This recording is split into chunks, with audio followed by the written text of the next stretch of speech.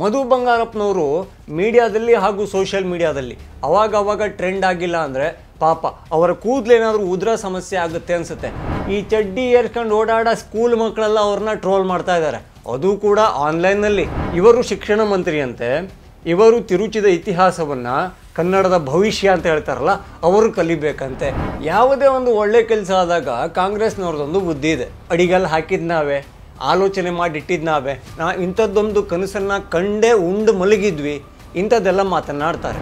ಬ್ರಹ್ಮೋಸು ಹಾಗೆ ಆಕಾಶ್ ತೀರು ಇವೆಲ್ಲವೂ ಕೂಡ ಯಾರವಧೆಯಲ್ಲಿ ಆಗಿದ್ದು, ಸ್ವಲ್ಪ ಹಿಸ್ಟ್ರಿಯನ್ನು ನೆನಪು ಮಾಡ್ಕೊಳ್ಳಿ, ಮನಮೋಹನ್ ಸಿಂಗ್ ಕಾಲದಲ್ಲೇ ಆಗಿದ್ದು, ಅವರ ಬುದ್ಧಿವಂತಿಕೆಯಿಂದ ಆಗಿದ್ದು ಅಂತ ಒಂದು ಹಸಿ ಸುಳ್ಳನ್ನು ಹೀಗೆ ಬಿಸಾಕಿದ್ರು. ಅಯ್ಯೋ ವಿಧಿಯೇ, ಎಲ್ಲಿದೆ ಗೋಡೆ, ಎಲ್ಲಿದೆ ಕಂಬ, ಹೋಗಿ ಚಚ್ಕೊಂಬಿಡೋಣ ಅಂತ ಅನ್ನಿಸ್ತಾ ಇಲ್ವಾ? ಜೈ ಶ್ರೀರಾಮ್. ನಾನು ಅಜಿತ್ ಬೋಪ್ನಹಳ್ಳಿ. ಈ ನಮ್ಮ ಕರ್ನಾಟಕದ ವಿಧಾನಸಭಾ ಚುನಾವಣೆ ಆಯ್ತಲ್ಲ, ಕಾಂಗ್ರೆಸ್ಸು ಭರ್ಜರಿಯಾಗಿ ಗೆಲುವನ್ನು ಕಾಣ್ತು. 135 ಅಂದ್ರೆ ಏನು ಕಮ್ಮಿ ಏನ್ರಿ? ಆಗ ಸಿದ್ದರಾಮಯ್ಯ ಮತ್ತು DK ಅವರು ಒಂದು ಆಲೋಚನೆಯನ್ನು ಮಾಡಿದ್ರು. ಇಷ್ಟೊಳ್ಳೆ ಸರ್ಕಾರ ಇದೆ, ಹೀಗಾಗಿ ಈ ಶಿಕ್ಷಣಕ್ಕೆ ನಮ್ಮ ಸರ್ಕಾರದಿಂದ ಅತ್ಯುತ್ತಮವಾದ ಕೊಡುಗೆಗಳನ್ನು ಕೊಡಬೇಕು, ಅಂಥ ಕೊಡುಗೆಗಾಗಿ ಒಬ್ಬ ಉತ್ತಮ ಶಿಕ್ಷಣ ಮಂತ್ರಿಯನ್ನು ಹುಡುಕಲೇಬೇಕಲ್ಲ ಅಂತ ಹಗಲೊತ್ತಲ್ಲಿ ದುರ್ಬೀನ್ ಹಾಕ್ಕೊಂಡು ಈ ಕಡೆ ಚಿಮಣಿ ಹಿಡ್ಕೊಂಡು ಓಡಾಡಿದಾಗ ಅವರಿಗೆ ಕಂಡ ಪ್ರತಿಭೆಯೇ ಮಧು ಬಂಗಾರಪ್ಪ. ಅಬ್ಬಬ್ಬ, ಎಲ್ಲಿಂದ ಹುಡುಕಿದ್ರೋ ಏನು ಅಂಥ ಅದ್ಭುತ ಪ್ರತಿಭೆಯನ್ನು ಈ ಕರ್ನಾಟಕ ಕೊಟ್ಟಿದ್ದಾರಲ್ಲ. ಈಗ ಕರ್ನಾಟಕ ಪರಿತಪಿಸ್ತಾ ಇದೆ. ಯಾಕಾಗಿ ಅಂತ ಡೀಟೇಲಾಗಿ ಮಾತಾಡೋಣ. ಅವರು ಎಂಥ ಪ್ರತಿಭೆ ಅಂತ ಯಾರ್ಯಾರೋ ಹೇಳಿದರೆ ನಾನು ನಂಬ್ತಾ ಇರಲಿಲ್ಲ. ಅವರ ಒಡ ಹುಟ್ಟಿದ ಅಣ್ಣ ಕುಮಾರ್ ಬಂಗಾರಪ್ಪನವರು ಹೇಳಿದ್ದಾರೆ. ಅವರು ಕಾಲೇಜಿನ ಮೆಟ್ಲು ಹತ್ತಿರೋದು ಬಿಡಿ, ಕಾಲೇಜಿನ ಗೋಡೆ ನೋಡಿರೋದು ಡೌಟ್ ಇದೆ, ಇವ್ರನ್ನ ಹೇಗೆ ಎಜುಕೇಷನ್ ಮಿನಿಸ್ಟ್ರ್ ಮಾಡಿದ್ರು ಅಂತೆಲ್ಲ ಒಂದು ಸಲ ಪ್ರಶ್ನೆಯನ್ನು ಕೇಳಿದರು. ಅದಕ್ಕೆ ಮೋದವರು ಜಾಸ್ತಿ ತಲೆ ಕೆಡಿಸ್ಕೊಳ್ಳೋಕೆ ಹೋಗಿರಲಿಲ್ಲ, ಯಾಕೆಂದರೆ ಅವ್ರಿಗೆ ಕೇಳಿತ್ತೋ ಇಲ್ಲೋದು ಅನ್ನೋ ಡೌಟು ಇದೆ. ಅವರ ಮಾತನ್ನು ಕೇಳ್ತಾ ಇದ್ದರೆ ತುಂಬ ನಗು ಬರುತ್ತೆ, ಕೆಲವೊಂದು ಸಲ ಅಯ್ಯೋ ಅನಿಸುತ್ತೆ. ಯಾಕಾದರೂ ಇವ್ರು ಬಂದರು, ಯಾರು ಇವ್ರನ್ನ ಕಂಡು ಹಿಡಿದ್ರು, ಇಂಥದ್ದೆಲ್ಲ ಪ್ರಶ್ನೆ ಬರುತ್ತೆ. ಯಾಕೆಂದರೆ ಪ್ರತಿಷ್ಠಿತ ಶಿಕ್ಷಣ ಸಚಿವರಾಗಿ ಹೇಗೆ ಇರಬೇಕಿತ್ತಲ್ಲ, ಆ ಯಾವುದೇ ಯೋಗ್ಯತೆಗಳು ಅರ್ಹತೆಗಳು ಅವರಲ್ಲಿ ಕಾಣಿಸ್ತಾ ಇಲ್ಲ. ಈಗ ಪಾಕಿಸ್ತಾನಕ್ಕೆ ನಮ್ಮ ಕ್ಷಿಪಣಿಗಳು ಮಿಸೈಲ್ಗಳು ನುಗ್ಗಿ ಎಲ್ಲವನ್ನು ಪುಡಿ ಮಾಡ್ತಾ ಇತ್ತಲ್ಲ, ಅದನ್ನೆಲ್ಲ ನೋಡಿ ನಮ್ಮ ಶಿಕ್ಷಣ ಸಚಿವರು ರಕ್ಷಣಾ ಸಚಿವರ ಥರ ಮಾತಾಡೋಕ್ಕೆ ಶುರು ಮಾಡಿದ್ದಾರೆ. ಏನಪ್ಪ ಅಂತ ಕೇಳಿದ್ರೆ, ಈ ಕ್ಷಿಪಣಿಗಳು ಹೋದವಲ್ಲ ಬ್ರಹ್ಮೋಸು ಹಾಗೆ ಆಕಾಶ್ ತೀರು ಇವೆಲ್ಲವೂ ಕೂಡ ಯಾರವಧೆಯಲ್ಲಿ ಆಗಿದ್ದು, ಸ್ವಲ್ಪ ಹಿಸ್ಟ್ರಿಯನ್ನು ನೆನಪು ಮಾಡ್ಕೊಳ್ಳಿ, ಸ್ವಲ್ಪ ಜ್ಞಾನ ಇರಲಿ, ಈ ಇತಿಹಾಸವನ್ನು ಮರಿಬೇಡಿ, ಮನಮೋಹನ್ ಸಿಂಗ್ ಕಾಲದಲ್ಲೇ ಆಗಿದ್ದು, ಅವರ ಬುದ್ಧಿವಂತಿಕೆಯಿಂದ ಆಗಿದ್ದು ಅಂತ ಒಂದು ಹಸಿ ಸುಳ್ಳನ್ನು ಹೀಗೆ ಬಿಸಾಕಿದರು.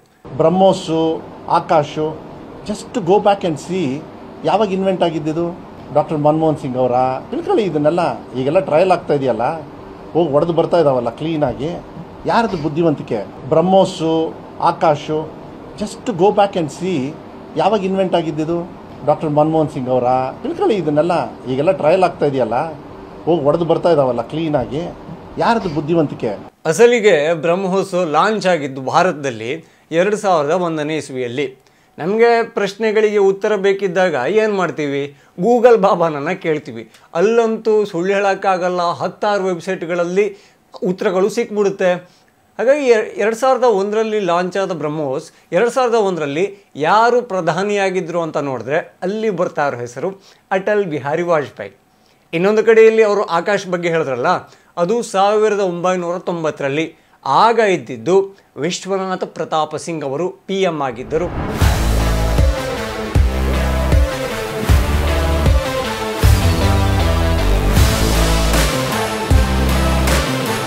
ಸೊ ಇವರು ಶಿಕ್ಷಣ ಮಂತ್ರಿಯಂತೆ, ಇವರು ತಿರುಚಿದ ಇತಿಹಾಸವನ್ನು ಪುಂಖಾನುಪುಂಖವಾಗಿ ಮಾಧ್ಯಮಗಳ ಮುಂದೆ ಬಂದು ಹೇಳ್ತಾರೆ.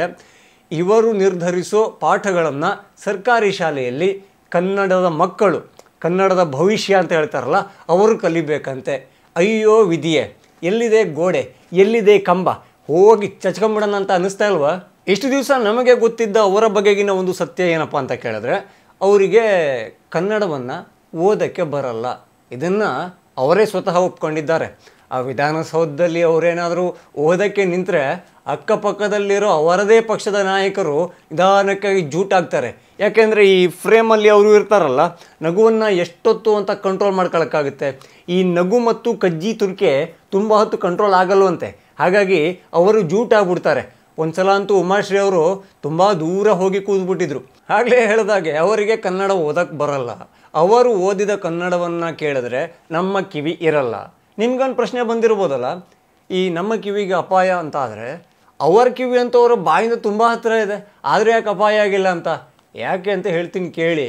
ಕಿವಿಯನ್ನು ಅವರ ನೀಳವಾದ ಕೇಶರಾಶಿ ಮುಚ್ಚಿದೆಯಲ್ಲ, ಹಾಗಾಗಿ ಈ ಪ್ರೊಟೆಕ್ಷನನ್ನು ಕೊಟ್ಟಿದೆ. ಈಗ ಕನ್ನಡ ಬರಲ್ಲ ಅನ್ನೋದರ ಜೊತೆಗೆ ಇತಿಹಾಸನೂ ಗೊತ್ತಿಲ್ಲ ಅನ್ನೋದನ್ನು ಸಾಬೀತು ಮಾಡಿಕೊಂಡಿದ್ದಾರೆ. ಬಟ್ ಈ IAS ಎಕ್ಸಾಮನ್ನು ಪಾಸ್ ಮಾಡಿ ಬಂದವ್ರ ಥರ ಅಷ್ಟೊಂದು ಕಾನ್ಫಿಡೆಂಟಲ್ಲಿ ಮನಮೋಹನ್ ಸಿಂಗ್ ಕಾಲದಲ್ಲಿ ಅವರ ಬುದ್ಧಿವಂತಿಕೆಯಲ್ಲಿ ಬ್ರಹ್ಮೋಸು ಆಕಾಶು ಇವೆಲ್ಲ ಆಗಿದ್ದು ಅಂತ ಹೇಳಿಬಿಟ್ಟಿದ್ದಾರೆ. ಅವರ ಲೆಕ್ಕದಲ್ಲಿ ಈ ಮನಮೋಹನ್ ಸಿಂಗ್ ಅವರು ಟರ್ಬನ್ ಒಳಗಿನ ಟ್ಯಾಲೆಂಟ್ ತೆಗೆದು ಎಲ್ಲವನ್ನು ಗುಡ್ಡೆ ಹಾಕಿ ಈ ಕಡೆಯಿಂದ ಬ್ರಹ್ಮೋಸ್ ಹಾರಿಸಿದ್ರು, ಆ ಕಡೆಯಿಂದ ಈ ಆಕಾಶ ಕ್ಷಿಪಣಿಯನ್ನು ಹಾರಿಸಿದ್ರು. ಈ ಥರದಲ್ಲಿ ಮಧು ಬಂಗಾರಪ್ಪ ಅವರು ಹೇಳಿದ್ದಾರೆ.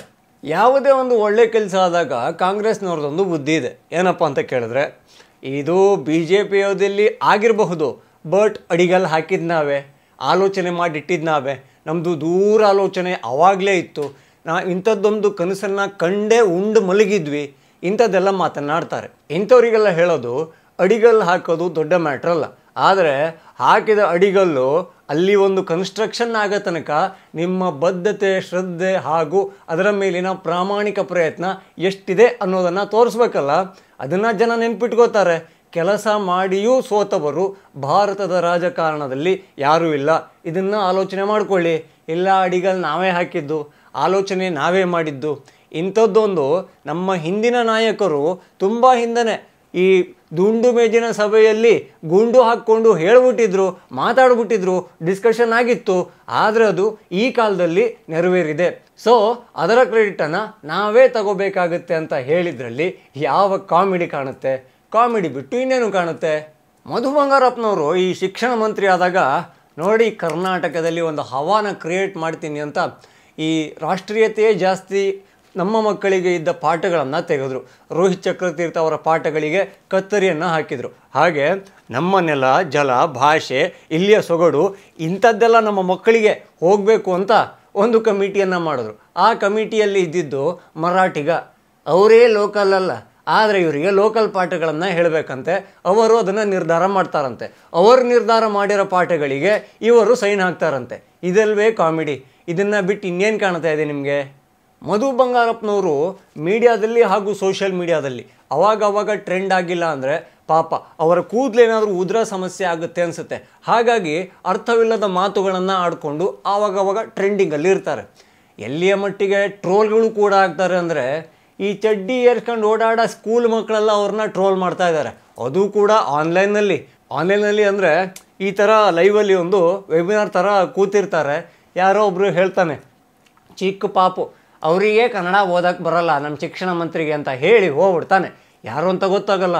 ಅವ್ರು ಯಾರು ಅಂತ ಕಂಡುಹಿಡೀರಿ, ಅವ್ರನ್ನ ಡಿಸ್ಮಿಸ್ ಮಾಡ್ತೀನಿ, TC ಕೊಡ್ತೀನಿ, ಅದು ಇದು ಹಬ್ಬನ ಜೋರಿತ್ತು. ಆಮೇಲೆ ಮೀಡಿಯಾದವರು, ಸೋಷಿಯಲ್ ಮೀಡಿಯಾದವರು ಬಿಡ್ತಾರ. ಅವ್ರೇನಾದರೂ ಆ ಮಗು ತಪ್ಪು ಹೇಳಿತ್ತಾ, ಆ ಹುಡುಗ ಹೇಳಿದ್ರಲ್ಲಿ ಏನು ರಾಂಗ್ ಇದೆ ಸರ್, ನಿಮಗೆ ಓದೋಕ್ಕೆ ಬರಲ್ವಲ್ಲ ಕನ್ನಡ ಅಂದಾಗ, ನಾನು ಹೇಳಿದ್ದು ವಿದ್ಯಾರ್ಥಿನಲ್ಲ, ಶಿಕ್ಷಕರು, BEO ಇವ್ರ ಮೇಲೆ ಕ್ರಮ ತಗೋತೀನಿ ಅಂತ ಹೇಳಿ ಲೈಟಾಗಿ ಬೆಣ್ಣೆ ಹಚ್ಕೊಂಡು ಜಾರ್ಕೊಂಡ್ಬಿಟ್ರು. ಇಲ್ಲಂದಿದ್ರೆ ಮಾಧ್ಯಮಗಳು ಪ್ರಶ್ನೆ ಮಾಡದೇ ಇದ್ದಿದ್ರೆ, ಸಾಮಾಜಿಕ ಜಾಲತಾಣದಲ್ಲಿ ರುಬ್ಬುಗುಂಡಲ್ಲಿ ರುಬ್ಬದೇ ಇದ್ದಿದ್ರೆ ಪಾಪ ಆ ವಿದ್ಯಾರ್ಥಿಯ 1 ವರ್ಷದ ಎಜುಕೇಷನನ್ನು ಅವರು ಸ್ವಾಹ ಮಾಡಿದ್ರು ಅಚ್ಚರಿ ಇರ್ತಾ ಇರಲಿಲ್ಲ. ಯಾಕೆಂದರೆ ಈ ಒಂದು ಮಾತಿದೆ, ಅರ್ಧಂಬರ್ಧ ತಿಳಿದವರಿಗೆ ಅಧಿಕಾರ ಸಿಕ್ಕಿದಾಗ ಈ ಸೊಕ್ಕು ಧಿಮಾಕು, ಅಧಿಕಾರದ ವ್ಯಾಮೋಹ ಹಾಗೂ ಅದನ್ನು ದುರುಪಯೋಗ ಪಡಿಸಿಕೊಳ್ಳುವ ಸಾಧ್ಯತೆ ಜಾಸ್ತಿ ಇರುತ್ತೆ ಅಂತ. ಹಾಗೆ ಈ ಗುಬ್ಬಿ ಮೇಲೆ ಬ್ರಹ್ಮಾಸ್ತ್ರ ಇದೆಲ್ಲ ನಮ್ಮ ರಾಜಕಾರಣಿಗಳಿಗೆ ಹೇಳ್ಕೊಡ್ಬೇಕಾ? ಖಂಡಿತ ಇಲ್ಲ. ಡಿಯರ್ ಮಧು ಬಂಗಾರಪ್ಪ ಅವರೇ, ನೀವು ಶಿಕ್ಷಣ ಮಂತ್ರಿಗಳು, ರಕ್ಷಣಾ ಮಂತ್ರಿ ಅಲ್ಲ. ಕ್ಷಿಪಣಿಗಳ ಬಗ್ಗೆ ಮಾತಾಡುವಾಗ ಅದರ ಬಗ್ಗೆ ಸ್ವಲ್ಪ ಅಧ್ಯಯನ ಮಾಡಿ, ಇತಿಹಾಸವನ್ನು ತಿಳ್ಕೊಳ್ಳಿ. ಯಾರ ಕಾಲದಲ್ಲಿ ಶುರುವಾಯಿತು, ಯಾರ ಕಾಲದಲ್ಲಿ ಎಂಡ್ ಆಯಿತು, ಯಾರು ಅದಕ್ಕೆ ಶುಭಂ ಅಂತ ಹೇಳಿದ್ರು, ಇಲ್ಲ ನಾವು ಅಲ್ಲಿ ಅಡಿಗಲ್ ಹಾಕಿದ್ವಿ, ಇಂಥದ್ದು ಮಾತ್ರ ಸಾಧನೆಯಲ್ಲ, ಇದರ ಹೊರತಾಗಿಯೂ ಇದೆ. ಶಿಕ್ಷಣ ಮಂತ್ರಿ ಅಲಗ್ ಹೋತಾ ಹೇ, ರಕ್ಷಣಾ ಮಂತ್ರಿ ಅಲಗ್ ಹೋತಾ ಹೇ.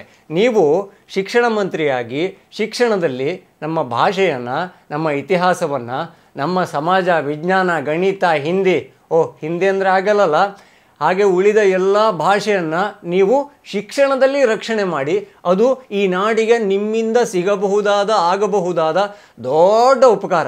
ಜೈ ಶ್ರೀರಾಮ್.